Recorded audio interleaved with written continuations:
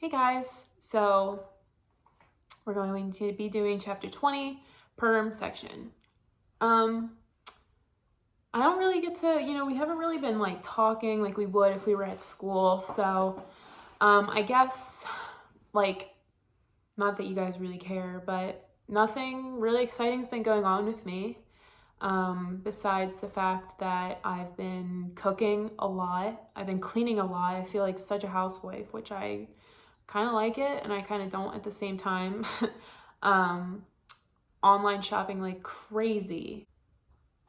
Yeah, other than that, like getting a dog, not really a whole lot of exciting stuff has happened. Um, I've been watching like a lot of movies that have been like on my bucket list to watch, so that's always exciting too.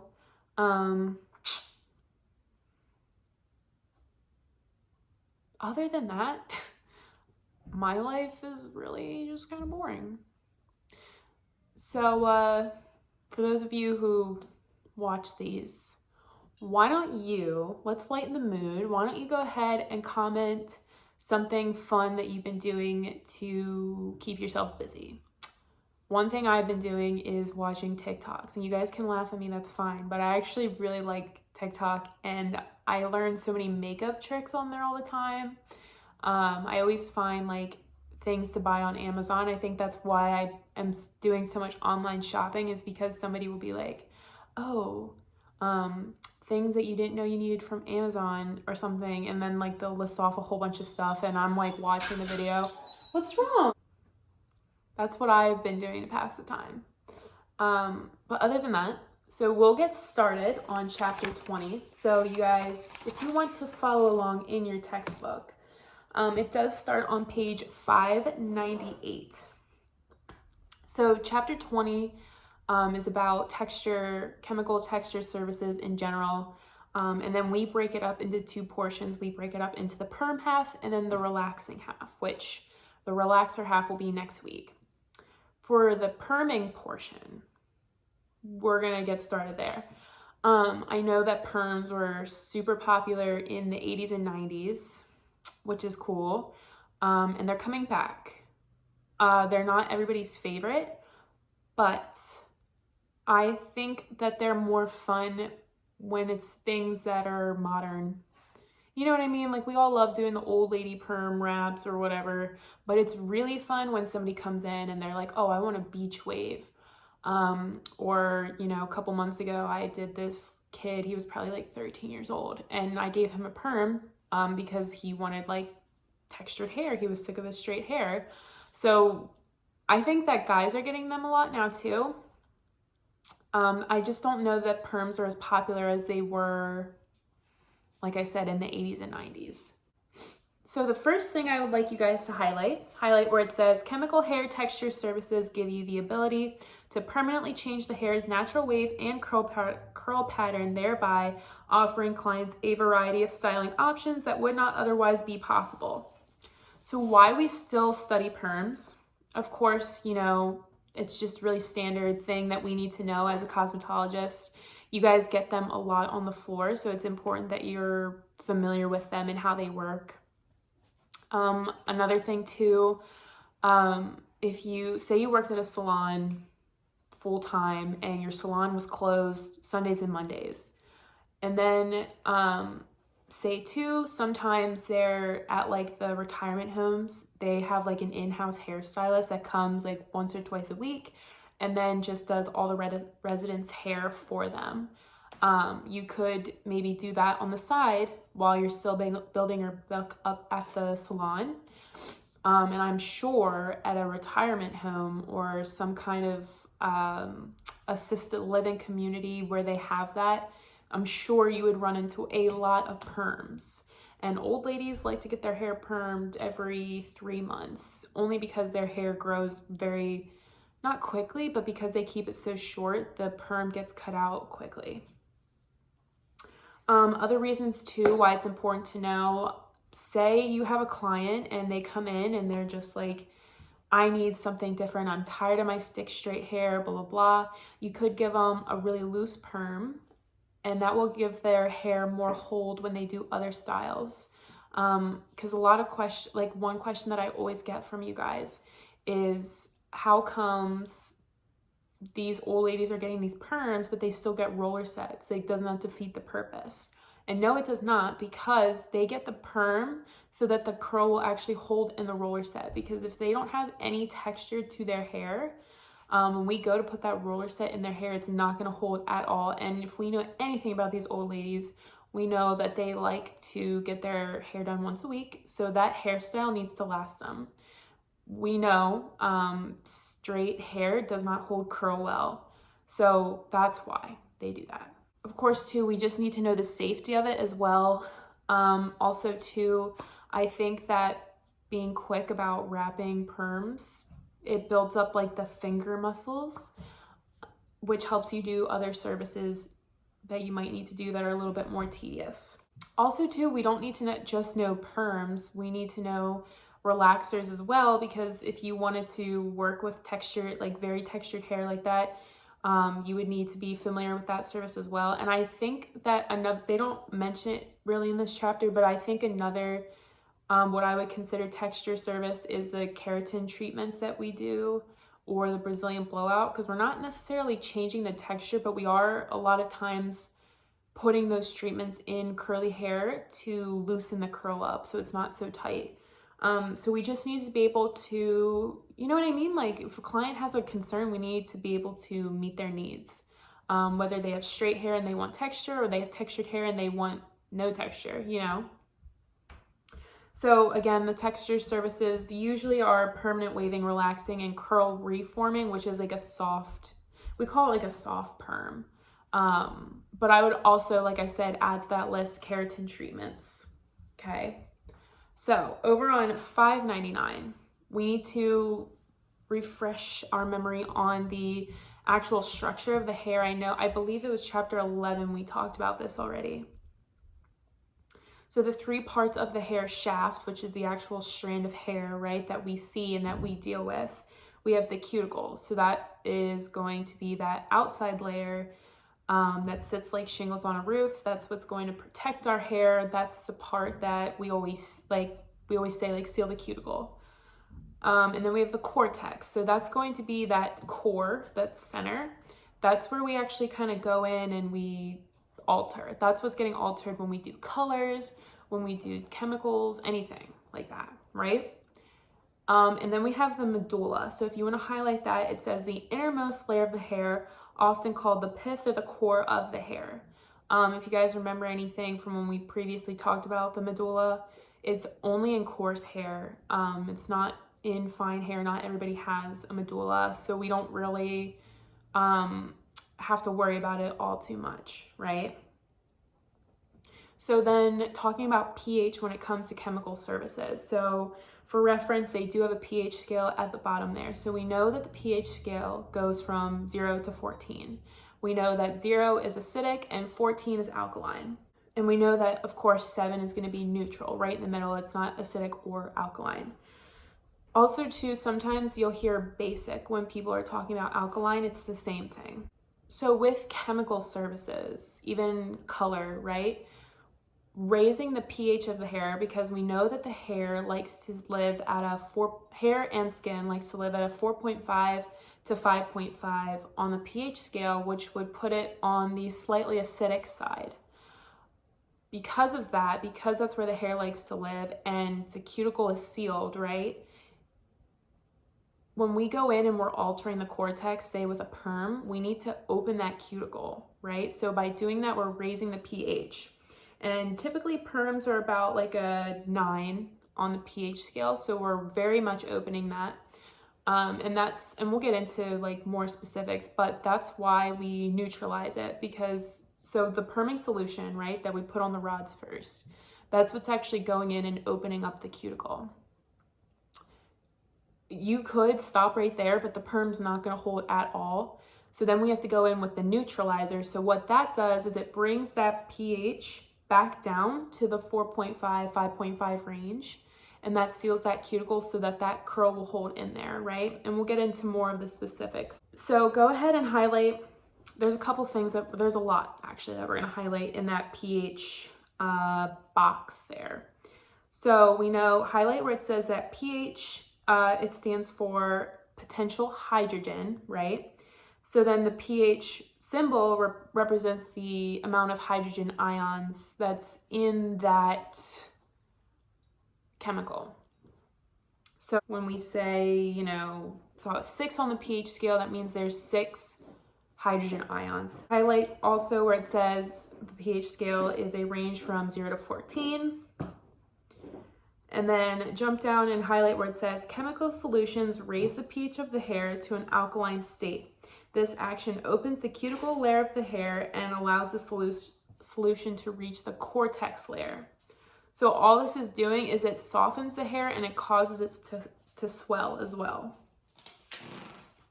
So if you guys have any questions about the pH, this is another, I would say knowing the pH scale is really important to know, along with like the color wheel, right? I feel like if you understand those two things well, he wants to go out. If you understand those two things well, I think you'll do fine in the salon.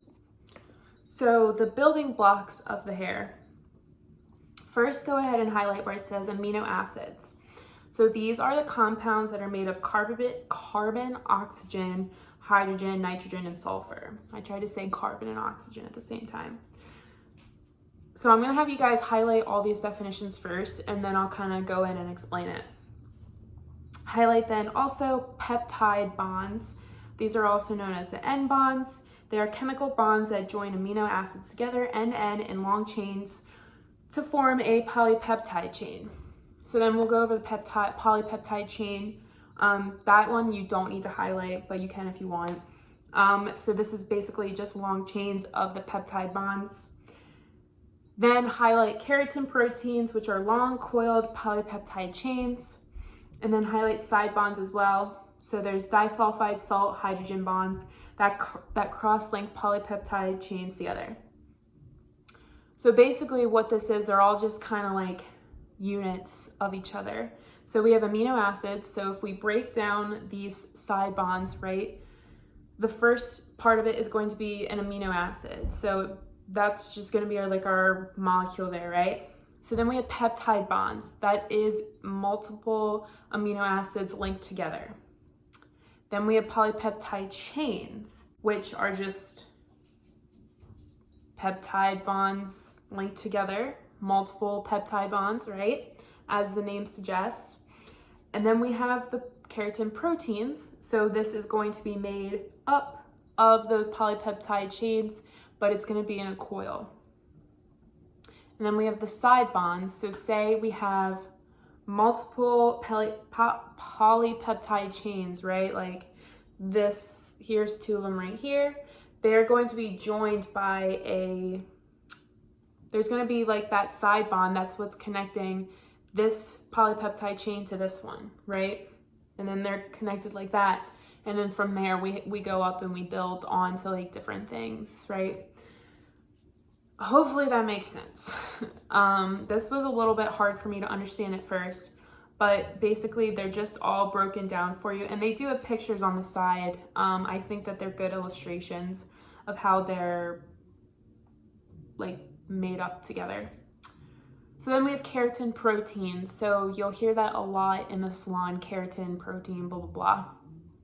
Keratin is a type of protein. It is not interchangeable with protein, if that makes sense. So highlight where it says keratin proteins are made of long coiled polypeptide chains, which in turn are comprised of amino acids. So that's all a keratin protein is. You guys will definitely work with this a lot. Like I said, keratin treatments. Basically how keratin treatments work. So say you have a strand of hair, right? And it's dry and it's lacking moisture and it's damaged, right? So what the keratin protein does is it kind of goes in and it fills all those weak links in the hair back up and seals them back up. So think of like a bumpy road, right? With potholes and stuff. And then think about like it getting repaved and smoothed over. Like think about the difference between like an old bumpy road that gets redone and then that's like that smoothness on top. That's kind of what keratin does to the hair. Although keratin treatments are typically temporary, they don't last forever. However, and I can't speak for all keratin treatments, I can only speak for the Brazilian blowout because that's what I've used at my salon, but I know that the more you get the Brazilian blowout done, it builds up on the previous treatment if you get them closer together, and then in turn makes it last longer, right? Keratin treatments usually last, and I think we talk about keratin treatments in here, but just so you know, they typically last about 12 weeks. Okay, so then we have the side bonds, which we talked about. That's what's actually linking the two or multiple strings of polypeptide chains together with those side bonds. So disulfide bonds, if you guys want to highlight that, they are strong chemical side bonds formed when the sulfur atoms in two adjacent protein chains are joined together. So that's where the polypeptide chains are linked together, is at the sulfur atoms, right? And we remember that the amino acids are made up of the carbon, oxygen, hydrogen, nitrogen, and sulfur. So the sulfur and those amino acids are getting connected together, and that's how they kind of build together, right? So this bond is not easily affected, but this is the bond that we alter when we go in and we do permanent waving or any kind of texture chemical service. This bond is not typically broken by water, however, boiling water can alter it. And then also to just be mindful that sometimes when we use very hot tools, this is the bond that's getting broken. And you can see when somebody has their disulfide bond broken, because if you've ever seen somebody who, say they have really curly hair and they just straightened it all the time, you know, eventually their hair naturally, it might not be completely straight, but over time it naturally loses its curl, right? Because of all that heat damage.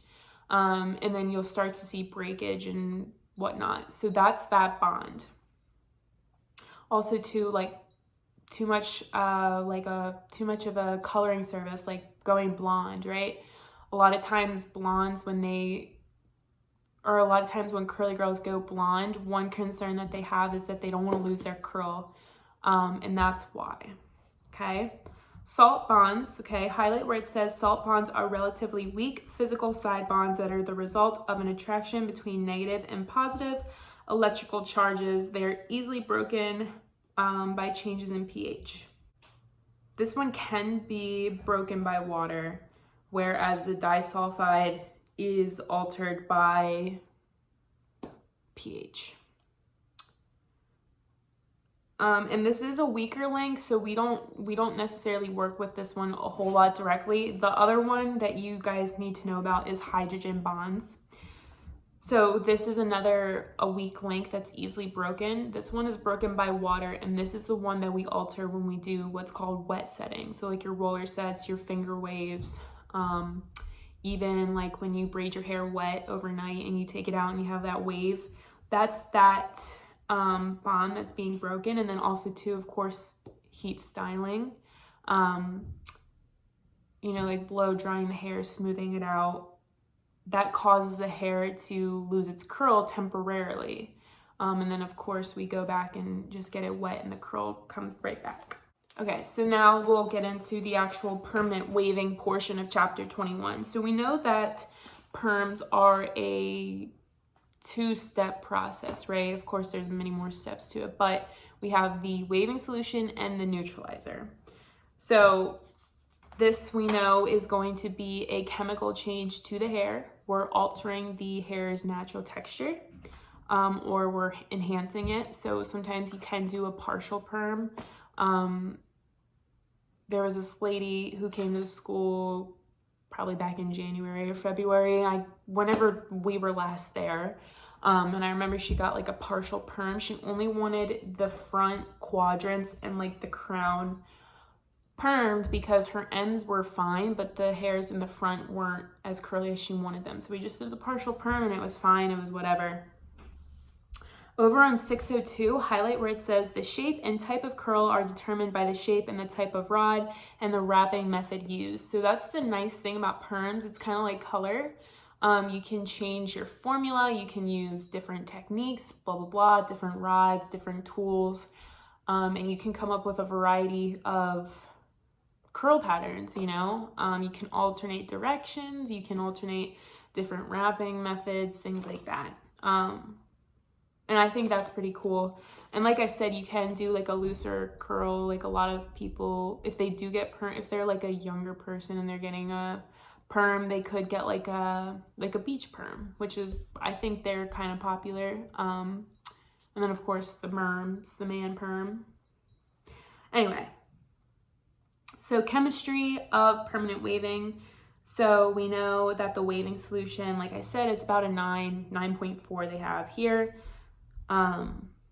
That's what's actually going to cause the hair to, it says soften and swell, but that just means it's opening the cuticle so that the solution can actually go in there and penetrate. So this is the perms that we use at the school. This is usually the one that sits on for like 20-25 minutes. Then you do your test curl, check it, and then you go to the sink, you rinse it, and then you put your neutralizer on. And the neutralizer,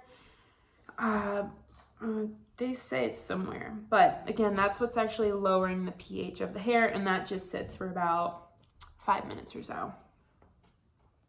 So the reduction reaction, how the waving solution works is it's going in to the cortex and it's breaking that disulfide bond that we deal with, right? And it's going in and it's altering that. The reduction reaction, all that means is it's either adding hydrogen or it's taking out oxygen. So highlight where it says the reduction reaction in permanent waving is due to the addition of hydrogen, which makes sense, right? Because if you think about the pH scale, in order to get into the hair, we have to raise the pH of the hair. And if you remember earlier when I was talking about the pH represents how many hydrogen ions are in there. So of course, when we're raising the pH of something, we're adding more hydrogen ions in. And that's what they mean by reduction reaction. How the reduction reaction works, right? So we're starting with our disulfide bond, which that is the one that connects the sulfur atoms. So then the reduction reaction, like we said, it goes in and it adds hydrogen. So what it's actually doing, it's breaking that bond between the two sulfur atoms, and then the hydrogen atoms are going in and replacing the attachment to the sulfur atom, and that's how the curl shape gets reformed. Okay, and then we also have the reducing agent. So this is often called thio, it's pronounced however you want to say it. So we have thioglycolic acid. So highlight where it says the strength of the permanent waving solution is determined primarily by the concentration of thio. So of course, the more thios in it, the stronger the solution is going to be, and therefore could potentially be more damaging if used incorrectly. So then we have ammonium thioglycolate, ATG. So highlight where it says this is alkaline and it is the active ingredient or reducing agent in the alkaline permanents. So this is actually the chemical that's going in and raising the pH. So the thioglycolic acid, right? Acid is going to be on the lower side of the pH, and we need to be on the alkaline side of the pH scale. So the addition of ammonium thioglycolic, ATG, is just the agent that's going to go in there, and that's what's actually opening the cortex or the cuticle so that the thio can actually go in there and alter the pattern in the cortex. And then highlight where it says the degree of alkalinity, also known as pH, is a second factor in the overall strength of the waving solution. Of course, we kind of already talked about that on the pH scale. The higher the pH, the more the cuticle is going to be raised. So that's why it's very important that we're not perming already damaged hair. Often they suggest not perming somebody who has blonde highlights or something because their cuticle has already been opened enough. And you can only open the cuticle so much. So that's why your hair becomes damaged after so many chemical services are done to it. So now we're gonna get into the different types of permanent waves. So over on 604, we have alkaline waves or cold waves. So these are the ones we might have talked about back in chapter 1. The cold waves were invented in 1941. Highlight where it says they have a pH between 9.0 and 9.6. And then the ATG is, of course, the reducing agent as well. These can process at room temperature, no heat or anything like that. Because if you remember, like way back in chapter 1, remember those first perms, they got hooked up to those like really scary machines and it looked like they were going to get electrocuted. So then we have acid waves. So highlight where it says glycerol monothioglycolate. I almost said that without butchering it. GMTG. So it is the main active ingredient, highlight this, is the main active ingredient in true acid and acid balance waving lotions. So this is going to have a lower pH, of course, so it's not going to be as strong as our alkaline waves. This may be a good option for a client who's sensitive, or if you yourself are sensitive, if somebody's having an allergic reaction or something, you could switch them over to this one where it's a little bit more gentle. So underneath true acid waves, all acid waves have 3 separate components: permanent waving solution, activator, and neutralizer. So highlight where it says true acid waves have a pH between 4.5 and 7.0 and require heat to process. We obviously don't use this in the salon because the ones that we use in the or even at the school don't require heat. And I would say majority of perms that you're going to use are going to be the ones that you don't need heat for, the cold waves. So of course, just like with the other acid waves, it's a lower pH. It's going to be a little bit more gentle on the hair. It still can cause damage though, just be mindful of that. Because it's still, you know, the hair is a 4.5 or 5.5, right, on the scale. These are still a 7 on the scale, so it is still more alkaline than the hair, even though it's neutral, but it's not on the alkaline side. So then we have acid balanced waves. So highlight where it says modern acid waves are actually acid balanced waves, which are permanent waves that have a 7.4 or a neutral pH. So these do process at room temperature. Again, they have a lower heat, they have a lower pH, and they can process at room temperature without the addition of heat. And the curls are actually going to be more firm than true acid waves. So we have exothermic waves. So highlight where it says exothermic waves create an exothermic chemical reaction that heats up the waving solution and speeds up the processing. So again, this is also composed of permanent waving solution, activator, and neutralizer. So exothermic waves are going to create their own heat for the perm. And then endothermic waves, you can highlight, they are activated by an outside heat source, usually a conventional hood type dryer, highlight that. So exo usually makes you think of outside, exterior, right? But the heat for exothermic waves actually comes from within the wave. And then the endothermic waves, indoor, they actually come from an outside heat source. So it doesn't make sense. So you just have to like flop them in your mind. And then we have ammonia-free waves. So highlight where it says they are perms that use an ingredient that does not evaporate as easily as ammonia. So there's very little odor associated with the use. It still has that chemical that we use instead of ammonia. It just doesn't have smell. Oftentimes they might be advertised as damage-free, but that's not necessarily always the case. So yeah, so go ahead and highlight. It says ammonia-free does not necessarily mean damage-free. And then we have thio-free waves. So highlight where it says uses Use an ingredient other than ATG, such as cysteamine or mercaptamine, as a primary reducing agent. So these are really just substitutes, right? So instead of the thio, they have the other cysteamine or metacaptamine in place of it. Again, these are also marketed as damage-free, but that's not necessarily the case. And then low pH waves as well. Highlight where it says permanents based on sulfites are very weak and do not provide a firm curl, especially on resistant hair. Highlight also sulfite permanents are usually marketed as body waves or alternative waves. So this one you could actually use on the client. Say they wanted that beach perm, right? So they want a little bit of texture to their hair, but they don't want like to be Shirley Temple or anything. Maybe they want something more like this. It's not going to be quite as strong on the hair. With the ones that are like the ammonia-free, thio-free, or low pH, there's still going to be some damage to the hair. It might not necessarily be as damaging as the alkaline or the acid or acid balance waves, but there will be some as well. So just keep that in mind with clients.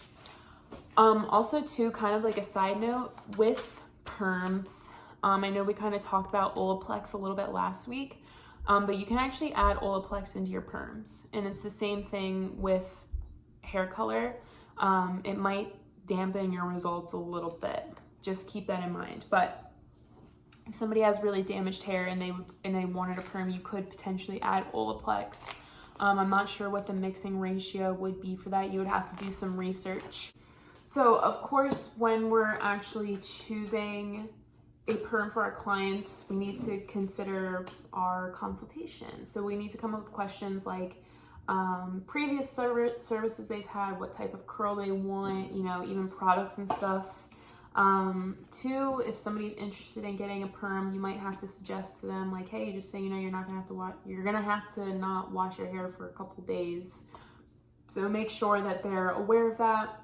Make sure they're aware of the smell, things like that. So if they have any kind of like allergic reactions or anything, we would need to be aware of that. So under permanent waving process, highlight that little middle paragraph. It says in permanent waving, most of the processing takes place as soon as the solution penetrates the hair within the first 5 to 10 minutes. So that permanent waving solution that's the first part, right? Where we go in and we like douse each perming rod. That's usually done within 5 to 10 minutes. If you check their hair and it's still not, depending on the perm that you use as well. The ones we use at the school take 15 to 20 minutes to process, especially from the more resistant hair. Sometimes it needs to sit for another 25 minutes or so. But if it's not processed the way it should be at the time that it says it should be processed, then that means you need to go back in and add more. I find that if you're not fully saturating the rod, the curls just don't get as softened, right? So it needs to be reapplied, or you need to use a stronger waving solution in the future. So now also too, really quick, so all the different perm types that we talked about, at the bottom of 606, there is like a little chart if you guys want to just look over it. It says who it's recommended for and what type of heat it needs. On 607, you can see the difference between over-processed hair and under-processed hair. So we'll talk about over-processed hair first.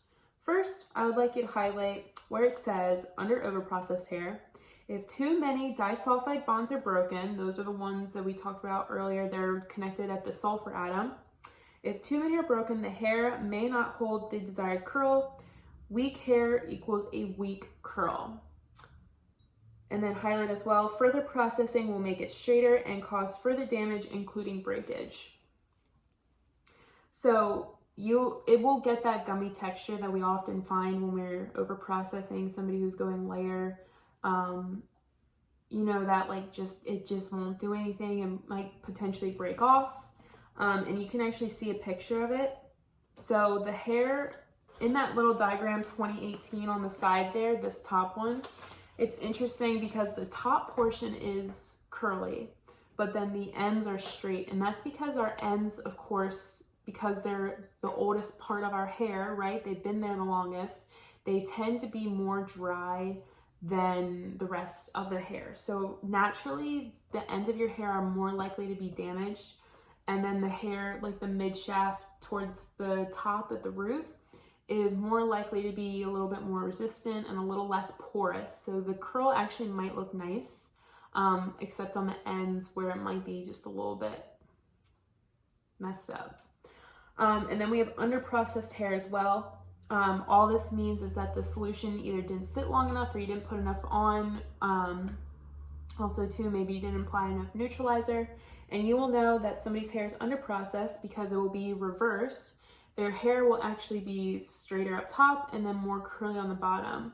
So because our ends are more likely to be more dry, it's going to be easier for that solution to open up the cuticle and go in there. Whereas, like I said, the top, like towards the root and the mid shaft, is more likely to be not as porous, or it's going to be more resistant. So just be mindful of that as well. So on 608, so how neutralization works. So we know, right, when we're doing a perm service, and before we put the neutralizer on, right, we have to rinse out the waving solution. So you're supposed to rinse it for about 5 minutes or so to get all the solution out, and you have to make sure that all the rods are being thoroughly rinsed and etc. So say maybe you just, I don't know, maybe you didn't get the nape as well and there's still a little bit of waving solution back there. That's okay, because what the neutralizer actually does is it goes in, first thing it does is it goes in and it stops all the waving solution that's left in the hair, and it begins to rebuild the disulfide bonds back together, which will cause them to link back up in that shape that they've created, that curl. And that's what keeps that curl held together. So the neutralizer is similar to developer in the sense that it can be either 5 or 10 volume, which is the same way how we measure developer. And in the book, they call it hydrogen peroxide, but that's what that is. So then the neutralization. So another thing too to keep in mind when we're applying the neutralizer is that we need to make sure that the hair, before we neutralize it, is fully blotted and removed of any excess water, because what's going to happen then, we're going to put the neutralizer in and it could actually, dilute the neutralizer and then stop it from properly doing its job. So this next section here, it just kind of talks about different like tips and stuff as far as neutralizers. Just a couple ones to touch on: not rinsing with hot water, making sure that the water, like these are all kind of common sense stuff, like when you're on the sink or whatever, you don't want the nozzle cranked up the whole way because then it could potentially get all over the place. So you want a low stream of water. Of course, you want to start rinsing where you first applied the waving solution, which is usually at the front hairline, and then going back, right? If there's any smell left in the hair, that means you need to keep rinsing. Sometimes we'll throw in a little conditioner in there to kind of mask the smell, because again, these people can't wash their hair for a number of days after getting the perm. And that's a long time. Some people get headaches easily from smells, so we just want to make sure they're comfortable. So then again, we do know that the second step to neutralization is removing that hydrogen atom or ion that we originally added in back out so that those disulfide bonds can re-link up, you know what I'm saying? And then 609, so the permanent waving procedure. So preliminary strand test, similar to one that we would do if we're doing color. We would just do like one rod in the back or something, and then just mix up a little bit of waving solution and test it just to see how curly the hair is going to get, how the hair is going to respond to it, things like that. Same reason why we would do a test strand for color. So then we have the different types of rods when it comes to perms. So we have the concave rods. Highlight where it says their most common type of perm rod. These are the ones that you guys get in your kit, and you'll know that's concave. So basically concave means that it caves in, right? So it's gonna be that like shape where it's wider on the ends and it gets thinner towards the middle. And then we have straight rods. So highlight where it says they're equal in diameter along their entire length. So the reason you might want to use the concave versus the straight, concave is going to give a variety of sizes and curls, whereas straight rods are going to be more uniform. And if somebody wanted a really more natural looking curl to their hair, curls naturally are not the same size all the way around. Sometimes they're curlier in the front or the back, and then there's looser ones around. So that would be why you would maybe want to choose one over the other. Yeah, so then we have the soft bender rods. So highlight where it says they are usually about 12 inches or a foot long with a uniform diameter along the entire length of the rod. These, I used to actually sleep with these in my hair, and not comfortable at all. This was like when I was 14 or something. Because I watched like a YouTube lady or something do it, and she slept with them in her hair overnight, and she had like those Taylor Swift curls, which were really popular back then. But those soft bender rods, if you put them in the hair, this is usually the type of rod that you will use if you want a more beachy type texture to the hair versus a more uniform curl. And then the loop rod, also known as the circle rod, highlight this, is also about 12 inches long with a uniform diameter all the entire length of the rod. After the hair is wrapped, the rod is secured by fastening the rods together to form a loop. So you can see that at the bottom. This is better for longer hair. If somebody has longer hair, it just kind of helps all that hair get wrapped up together. These aren't really that common. You might see them occasionally, but it's similar effect to like a spiral perm. That's it. So then end papers, we know, are those little pieces of paper that we actually use to wrap the hair onto the rod. And one of the students texted me and was like, hey, I'm out of wrapping paper, so what's an alternative? And I said toilet paper. I just Googled it. It makes sense that toilet paper would be an alternate to that. Not that a client would probably be thrilled that you're putting toilet paper in their hair, but if you're really in a pinch, there you go. So then we have a couple different methods as far as how to wrap the end papers, if that makes sense. So we have the double flat wrap. So highlight where it says it is a perm wrap in which one end paper is placed under the other over the strand of hair being wrapped. So basically it's like a sandwich. So you have this end paper and you have this end paper, and then the hair goes in and you slap it on, and then that helps you roll the hair onto the rod that way. We do have a single wrap. We don't really do this at the school because I think it's a little bit more something you would do if you were like very quick at it. And you have a little bit less control of the hair with it. But basically you put the hair on the rod, and then you just put the end paper on top, and then you wrap it like that.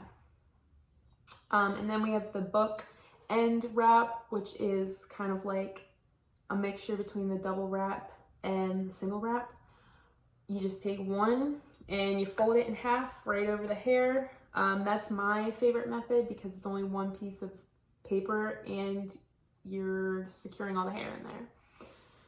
So then sectioning for a perm, highlight where it says all perm wraps begin by sectioning the hair into panels. So typically we start with the 9 sections. Now again, perms, similar to highlighting, we tell you guys how to section the hair for highlights or whatever.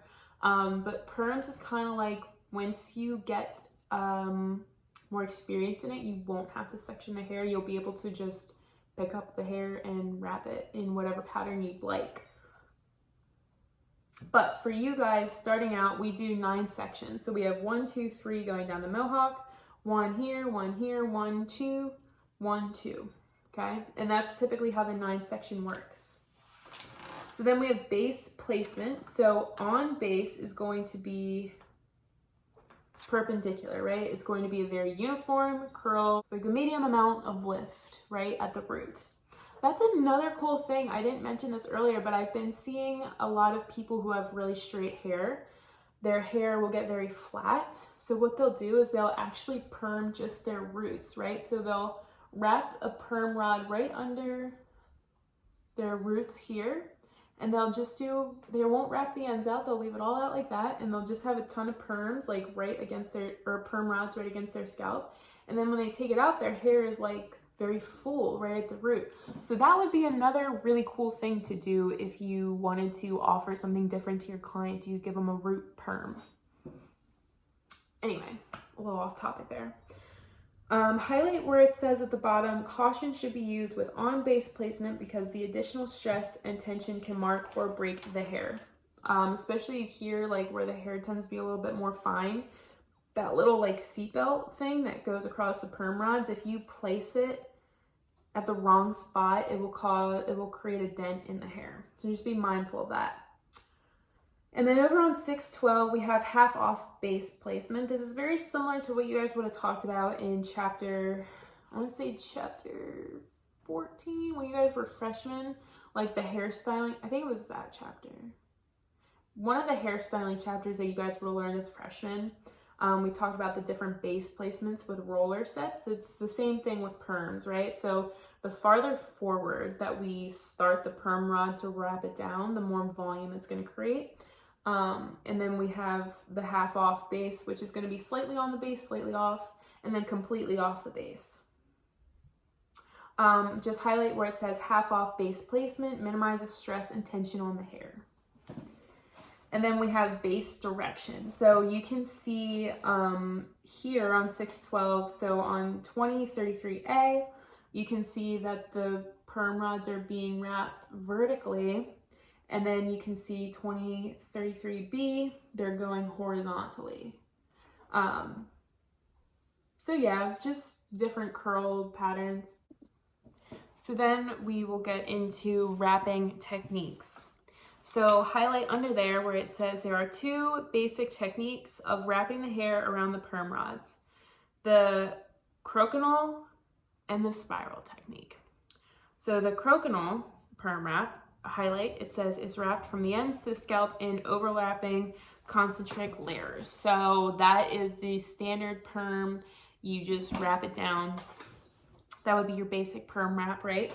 And then we have the spiral perm wrap. So highlight that as well where it says the hair is wrapped at an angle other than perpendicular to the length of the rod, which causes the hair to spiral along the length of the hair. So basically the hair is not overlapping on a spiral perm like it is in the crokinole perm wrap. So then wrapping patterns as well. We do have the double rod wrap. So that's going to be your piggyback, which is, half of the hair strand gets wrapped in one, and then the other half gets wrapped in another perm rod. So over on 614, highlight where it says basic perm wrap, also known as straight set wrap, is a wrapping pattern in which all the rods within a panel move in the same direction and are positioned on equal size bases. All the base sections are horizontal and are the same length and width as the perm rod. This is going to be your really standard perm wrap. You'll probably do this on a lot of those elderly ladies. And then we have the curvature wrap. So instead of following like the 9 sections, we're actually following how the head shape is, and we're wrapping based on that. And then we have the bricklaying permanent wrap. So highlight where it says it is similar to the actual technique of bricklaying, which base sections are offset from each other row by row to prevent noticeable splits and blend the flow of the hair. So you'll put one rod here, and then you'll put a rod here and a rod here. And then your next row, your rod will go here. It's very similar to like how bricks are laid. And then we have the weave technique. So just like how you would weave a foil is the same way how you would weave a perm. And it does the same thing as a bricklay perm. It just kind of helps blend those like lines together so there's not like parts all in the hair, and it makes it more natural looking. So just highlight where it says weave technique uses zigzag partings to divide the base sections. It can be used throughout the entire perm wrap or only on selected areas. If you're gonna just do it on selected areas, definitely do it along their part and maybe where they have calyx. And just same thing, highlight where it says very effective for blending between perm rods with opposite base directions. Okay. And then they just kind of go into the different techniques and how to do it. So over at 615 at the top there, they do show you the weave technique, which is cool. So then we have partial perms, which is another service you could offer at your salon. So it's very similar to a partial highlight. Instead of doing the whole head, you're just doing a portion of it. And you might ask yourself, well, why the heck would somebody not want their whole head permed? Because my first thought when I think of a partial perm is like really curly hair on top and then just the rest of their straight hair on the sides. And I've seen that in person before. I remember. But you could offer a partial perm to somebody who maybe has very short hair. For example, a man who maybe gets a clipper cut. Obviously his sides are going to be too short to perm, so you would just do a partial perm on the top. Maybe similar to a partial highlight, maybe they just don't need a full perm every time, you know? You can't really see the underneath of your hair anyway, so maybe the ends are curly enough for them, but they just need the top re-permed. Also too, a partial perm, say for example, they have curly hair already and they just need some of their curls enhanced. That would be another reason to do it. Maybe they just don't like how one curl is looking and they need it fixed, you know? For whatever reason somebody needs a partial perm, we can obviously do that for them, okay? Perms for men, I like to call them merms because I took this class must have been 2 years ago now. And it was like one of those like celebrity hairstylists, and she was from Chicago and she was super cool and trendy and edgy or whatever. And I just remember she had she reminded me of Edna from The Incredibles. That was her style and stuff, just very quirky and whatever. But anyway, so she was talking about merms a lot, and that's not even what the class, but it was a haircutting and updo class. There was nothing about perms there, but she kept talking about merms, man perms. So that's why I call them merms. There are a lot of men getting perms right now. It's very popular for guys to have texture to their hair. And even in the 70s, sometimes guys would get perms so that they could have an afro. White boys could have afros, that's why. Nothing, I think it's kind of cool. I think curly hair looks good on guys. So just some safety precautions for permanent waving, very similar. Again, similar safety precautions that we would take if we were doing a color service. So of course, protecting the client's clothing. We would do a chemical drape on a perm client.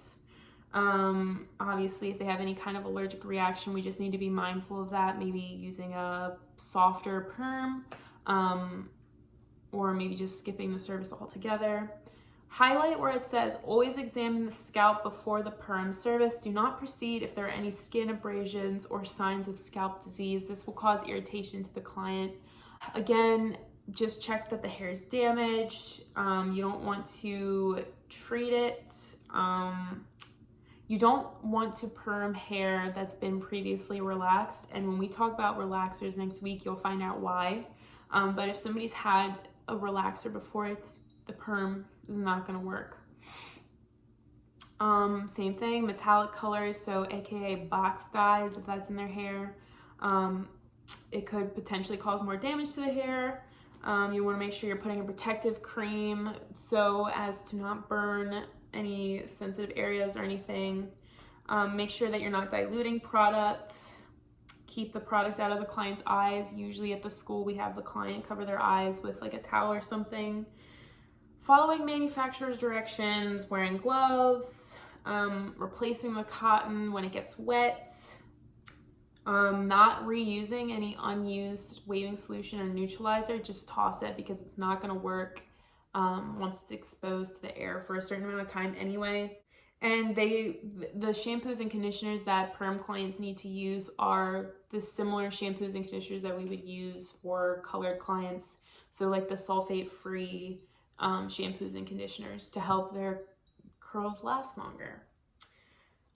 So under metallic salts, just highlight where it says metallic salts leave a coating on the hair that may cause uneven curls, severe discoloration, or even hair breakage. We already talked about metallic salts last week. You guys know how I feel about them. If you, again, say you have a client coming in for a perm and you suspect they have box dye on their hair, but they swear up and down that they don't, you could just say, hey, let me just test the hair. Let me just check and see let's see how damaged it is. You could do just the 20 volume developer, just put that right on their hair and just see how their hair reacts to it. Obviously, if it's breaking and frying off, you're not going to do the perm. You can just be like, hey, I don't think your hair is going to handle it.